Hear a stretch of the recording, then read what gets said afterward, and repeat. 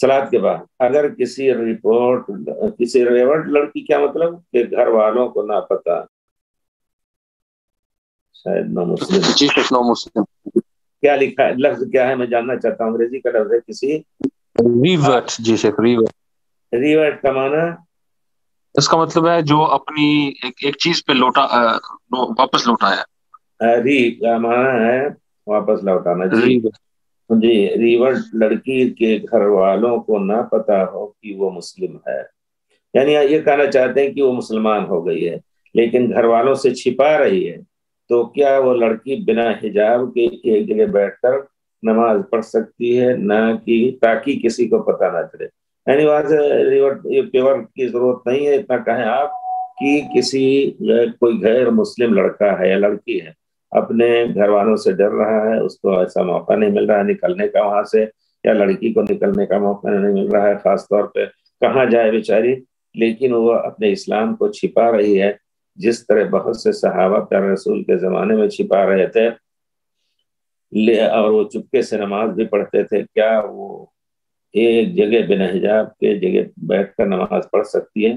किबला वगैरह का एतबार करके अगर वो पर्दे में है, इंशाअल्लाह कहीं भी चुपके से मकाम पा रही है, तो वो सलात पढ़ ले। और अगर खुदा न खास्ता ऐसी जगह पे जहाँ रात का अंधेरा है मसलन, या नहीं लोग देख रहे हैं, तो बिना हिजाब के भी इंशाअल्लाह पढ़ ले। ला युकल्लिफुल्लाहु नफ्सन इल्ला वुसअहा, इसी की मुकल्लफ है वो, ताकि किसी को पता ना चले। ये कब तक चलेगा? बहरहाल फिर उसके बाद अगर अल्लाह ताला उसको लिए कोई रास्ता खोलता है, तो वो पूरे तौर पर सलात के शुरू हिजाब वगैरह के साथ पढ़े। क्या बिना हिजाब पहने और बिना रुकू सिजदा? नहीं, रुकू सिजदा तो करना है, लेकिन अगर छिप करके पढ़े, वाकई की खड़ी होकर के पढ़ेगी, रुकू करेगी और सजदा करेगी, लोग देखेंगे तो फिर मुश्किल ही है। जैसे भी अगर वो छिपाना चाहती मान लीजिए, तो खास अंदाज से जो बैठेगी और वो कुछ पढ़ेगी, या ये कि जरा सा झुकेगी, इशारा करेगी रुको के लिए, सजदा के लिए, लोग समझ जाएंगे। इस वजह से रुको और सजदा करके नमाज पढ़े। और अगर नहीं पढ़ सकती है, मजबूर है किसी हालत में, उसको बांध दिया गया। और कुछ ऐसे किस्से बाहर की दुनिया के आते हैं, हमने खुद फ्रांस वगैरह के बाद लोगों के बारे में सुना, इस तरह की बेचारी मजबूर हुई, उनको बांध दिया गया, तो और उनको सिर्फ कमरे में बंद करके एक हम्माम दे दिया गया, उसमें वो रहती थी, बाहर निकल नहीं सकती थी, तो घर के कमरे में भी नमाज नहीं पढ़ सकती थी। उसने पूछा कि हम जहाँ गुसल खाना है वो जगह पाक रहती है आमतौर पर, जाहिर उसमें कोई चीज नहीं, मुसल्ला वगैरह बिछा करके तो इंशाल्लाह नमाज पढ़ सकती है।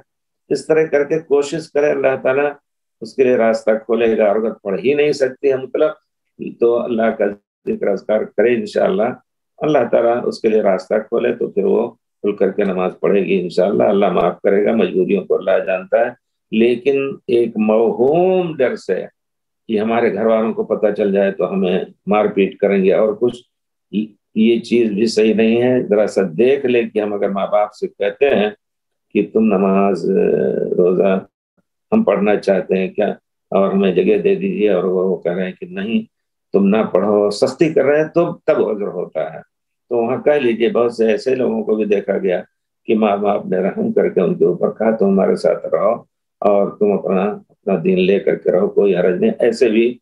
और आप जानेंगे कि जो बाबरी मस्जिद के गिराने में अभी एक वीडियो शायद लोगों में मशहूर है, मैंने उनसे पूछा जो हैदराबाद के रहने वाले हैं, अल्लामा शेख इलियास शरीफ जज़ाहुल्लाह खैर, की वाकई ये किस्सा है कि वहाँ से कहाँ के थे वो, पानीपत के थे, गए थे बाबरी मस्जिद को गिराने में सबसे आगे नौजवानी में, और फिर उसका एक पत्थर भी उठा के ले गए।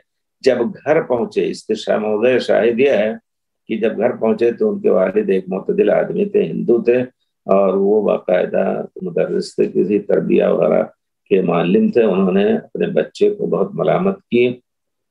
बहरहाल तो उसके बाद वो शख्स अल्लाह के फजल 6 महीने के बाद मुसलमान हो गया, और उसने कहा कि हम मस्जिदें बनाएंगे। तो जिक्र आता है कि 9 मस्जिदों की तामीर, 90 मस्जिद की तामीर और तरमीम की थी उन्होंने, आज से बहुत 6-8 साल पहले तक। उसी 6 महीने के बाद मुसलमान होने के बाद تو ایسے لوگ بھی ہوتے ہیں کہ گھر والے، میں یہ کہنا چاہتا ہوں، گھر والے بھی مہربان ہوتے ہیں، معتدل ہوتے ہیں، ظالم نہیں ہوتے ہیں، کسی کو کسی کے دین سے روکتے نہیں ہیں. ایسے اگر ہے تو وہ آہستہ آہستہ وہاں رہیں، اور پھر کھانے پینے کا اپنے حلال حرام کا کی تمیز کرتے ہوئے ان کے ساتھ رہ سکتے ہیں انشاءاللہ.